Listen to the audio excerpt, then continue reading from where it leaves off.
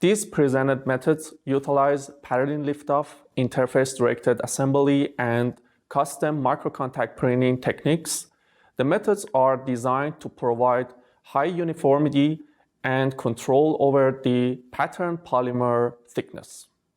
These methods are also designed to deposit PGMA block PVDMA films while completely preserving versatile Azlactone functionality, since Azlactone groups can rapidly couple with nucleophiles in ring opening addition reactions.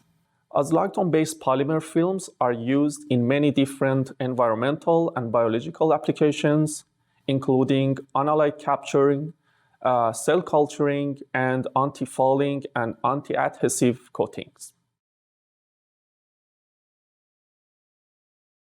To begin the procedure, prepare 5 milliliters of a 1% by weight solution of PGMA-B PVDMA in anhydrous chloroform.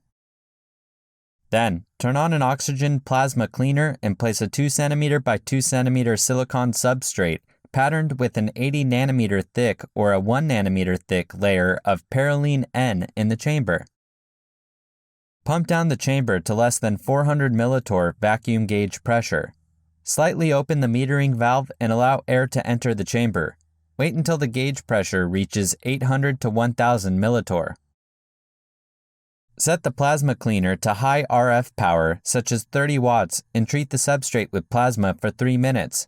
Turn off the RF power in the vacuum pump when finished. Within 10 minutes of finishing plasma cleaning, fix the plasma-treated substrate on a spin coater chuck. Set the spin coater to run at 1000.